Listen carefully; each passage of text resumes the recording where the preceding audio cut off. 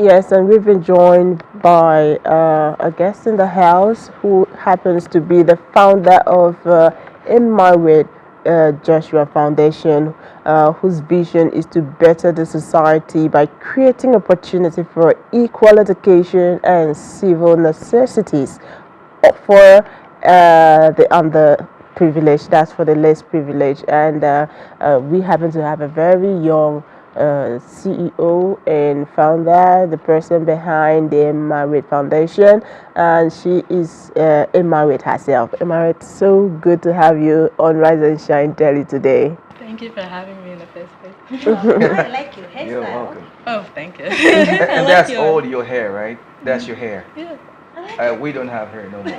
Oh. But it's okay, it's fine. We'll survive. Oh. You know, you were born in Nigeria, right? Let's establish that. I was actually born in the U.S. Okay. So a lot of the times growing up, my parents were the strongest Nigerian parents you've ever met. So it's like, oh, I was born there, but I'm still Nigerian by blood, by values, by virtue, by everything. Okay. Okay. Let's get to know how Nigerian you are. Can you speak Ibibio? I can speak a little bit, actually. Okay, greet us. Good morning with Ibibio. I like I that. like it. Not You try. bad. So Not let's bad. jump right into your foundation. So tell us more about it. What is Emaewet Joshua Foundation all about? Well, it's all about, like you said, creating opportunities in terms of equal education and civil necessity. But what I mean by that is things like, oh, even though you want to go to school, you don't have the money to pay for it. Okay, let's see if we can figure out a way to get you into school. Let's see if we can donate the funds to do that. Or things like, oh, okay, we don't have enough water for our students. We don't have a roof over our heads. We don't have this money to start up our small business. That's what we're trying to be about helping the people to do those things, to make better lives for themselves and for the people who come after them. Magnificent idea for such a young face. Yeah. Just what's the motivation behind this? Well, when I was a kid, because like I said, I was born in the U.S. So my mom, she would always see me reading because I love to read. And then I'd say, oh, Mom, when we go to Nigeria, can you take me to the library? And she'd be like, okay, but it's not going to be like the library you're used to. So then as a kid, I thought, okay, just build more.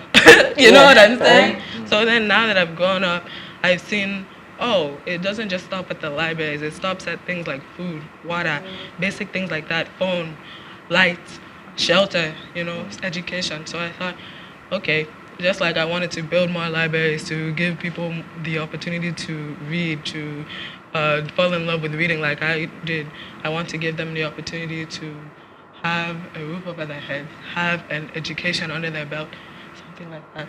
Okay, all right, beautiful stuff. I mean, it's amazing because we only get to hear or see people who are about 40, 45, these kind of things you do, and you just barely, let's not go to the age now, but you're quite young. Very Yeah, quite young. So tell me exactly what have you been able to do in the little time you've started the foundation? So could you just enumerate a number of them? Sorry, It's all right. my voice cracked. Well, because right now it's basically me and my family. So Okay. my parents, I love my parents. They're wonderful. So they've been able to help me by doing things like providing a few people with school fees to actually go to school. Right. My mother and my father, they've also been able to help fund like 2 small businesses, I believe, right now. And what I wanted to do was I wanted to have a way to bring a lot of books, and we've decided to kind of come up with notebooks to donate to children that would need them. And then I also wanted to go back to the book thing and donate a lot of books. So I've started by, putting together a little list of books that I like and just being like, oh, okay, let's just see if we can find a way to, I don't know if this is the right way to say it, but mass buy them and then bring them over for kids that can read them. Okay. So Great. now looking at this country, Nigeria, you're used in outside. But I know you've heard a lot about your people. Yeah, you've heard a lot about that. Now, looking at the how people, a lot of people are less privileged. They don't really have access to food, water, and not to talk of education. In your own words, how can the government help these people?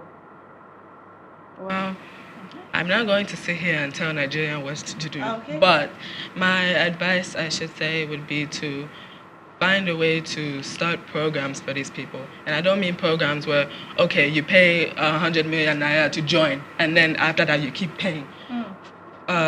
Free programs for them that can provide these things like, okay, you're in this program, come when you need food, come when you need water, come when, I don't know, it rains too much and your roof has caved in. We will help you rebuild your house, programs like that. And then there could also be more problems, not problems, wow, more problems, no, thank you. But there can also be more programs implemented into schools themselves, like after school type of thing, instead of just you go there, you learn your ABCs, then you go home. Things that'll be like, okay, if you're interested in business, here's this program in school. You could go there and learn about the stock market, things like that, that could help you, in addition to your school education, start to have a more higher education in terms of like social issues, social things that you can that you can use in your adult life going forward.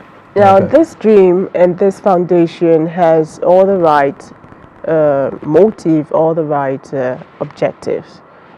Are you limiting it to your family, or are you looking at throwing it out for more people to come in, like sponsor these activities? I am not limiting it to my family because Okay. there's only so much one small family can do. You know what I'm saying? Yeah. I'm hoping that by coming here, someone that is out there listening now, they can be like, oh, I like what she's saying.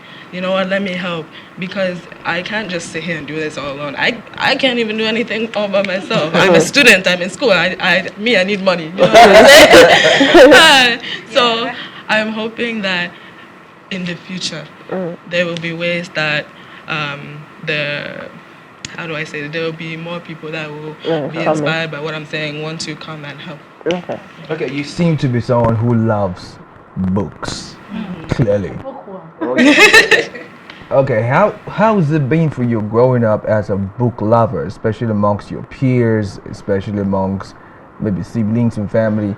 How's it been like? Because back in the day, particularly in this part of the world where we live, if someone loves book too much, they're seen as a particular type of person.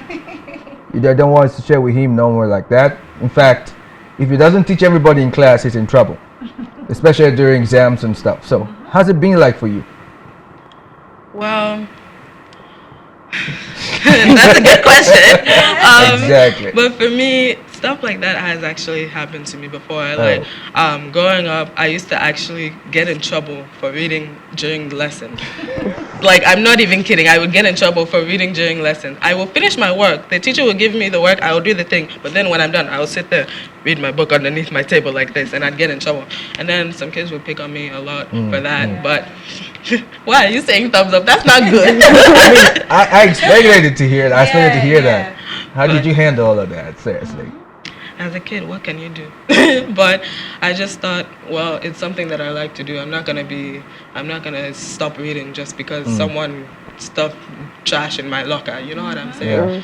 So, and the thing is, once you grow up, no one really cares. If you love books, you love books. That's a good thing. Why should you be put down because of that? Kind of. So as you're growing up, you actually come to put more value onto books, and then society itself puts value onto books. You know, when you grow up, go to college, read your book, study, get all A's, do this, and that still comes from books.